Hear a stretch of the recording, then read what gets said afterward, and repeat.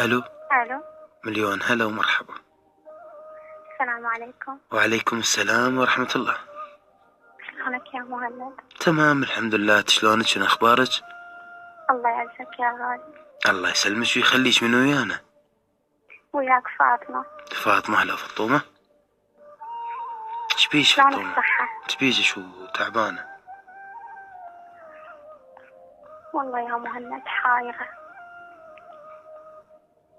شنو اللي حايرة بيه؟ احكيلي.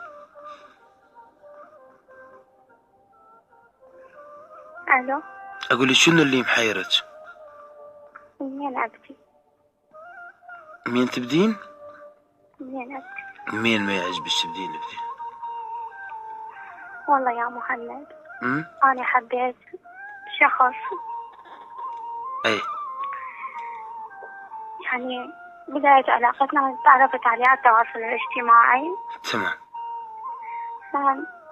أنا ما عرفت إنه، وهو أصلا يعني من البداية ما صارح لي بموضوع وما قال لي إنه هو يعني فترة، يعني 3 أشهر أو 4 يلا صارحني وقال لي إنه هو متزوج وعنده أطفال.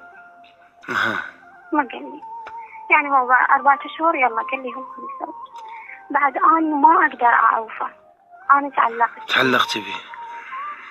بعد ما أقدر أسيطر لا على نفسي وظليت متعلقة بيه. يوم أهلي حكوا وقالوا لي لا يا فاطمة تركي أهلي كل صديقاتي، فحاولت ما قدرت أتركه.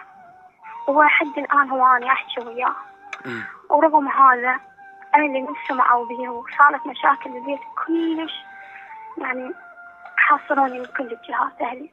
ايش قد عمرك؟ أنا عمري 18 سنة. انت بعد قدامك العمر طويل. بس يا مهند ما أقدر لا أنساه. بعد وين ألقى مثله؟ وين ألقى مثله؟ ما راح ألقى لو أدور هاي الدنيا كلها. لا تلقين ما راح ألقى بوفاء. تلقين أحسن. شنو وفاء؟ هو خاين زوجته يا أبوي. وينك وفاء بالموضوع؟ بس يعني يا مهند قلت لك، وأهلي يعني خلوني بموقف إنه خلوني أنخطب. اي حقهم طبعا، حقهم، هذا الشيء من حقهم. قالوا لي هذا الإنسان إنه هو متزوج وأنت بعدك يعني عمرك 18 سنة، فالحياة قدامك. طبعا هو هذا الصحيح. أختي قامت تضغط علي كلش هواية وأمي، فخلوني أنخطب بالابن خالص. أنا أبد ما حبيته وما رايته خلاص. والله يا مهند لحظة واحدة حتى كل حياتي فشل. فديوم فكري بمصلحتك. فديوم فكري بمصلحتك. يعني انت من حقك ايضا ان تعيشين حياة طبيعية. تقدرين. نسينا. اسألي امك، اسألي الاكبر من عندك. نسينا ونسها وعرفوا حياتهم واختاروا صح مرة ثانية.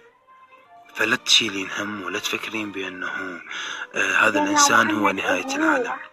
هو يا مهند هو أنا قلت لك، أنا دائما ما أقول المتزوج خط أحمر الحب بالنسبة له. يعني هو كانت الغلطة من عنده، هو خاين زوجته ومعذبك إلك في نفس الوقت، وهذا شيء جدا جدا غلط. سعيد يقول لي أنا ما أقدر أعيش بدونك، وإذا توفيني راح أخسر كل شيء راح أخسر، مع إنه أنا أعرف مشاعره وأعرف إيش قد يحبني.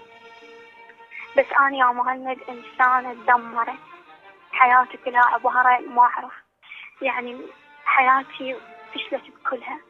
وشلون راح يزوجوني وخلوني بموقف ويا خوالي وخلوني راح أتزوج؟ يعني شلون راح أواجه هذا الموقف؟ وشلون راح أقدر أنساه؟ ما راح أقدر أنساه. انت اللي حاطه روحك بهاي الدائره، انت اللي حاطه روحك بهاي الدائره، وانت اللي ما تريدين تنسيه، وانت اللي عاجبك الاذيه اللي انت بيها. العلاقه العاطفيه اللي انت بيها علاقه خاطئه، علاقه غلط بالانسان الغلط وبالوقت الغلط. لازم تصحين، لازم تداركين المساله. لا تحبون انسان ما يصير لكم، لانه النهايه راح تكون جدا جدا مؤلمه. سعيد جدا باتصالك ويا مليون هلا ومرحبا بيك. مهند، نعم. كلمة أخيرة ويا حضرتك. اي نعم تفضلي. أتمنى من حضرتك إنه هاي الحلقة أو هذا اتصالي، أتمنى من عندك إنه شفت هواية قصص على اليوتيوب في النشر، فأتمنى من كل قلبي إنه هاي الحلقة اللي أنا حكيت فيها أتمنى أن تنشر على اليوتيوب. ان شاء الله عزيزتي، الشباب ما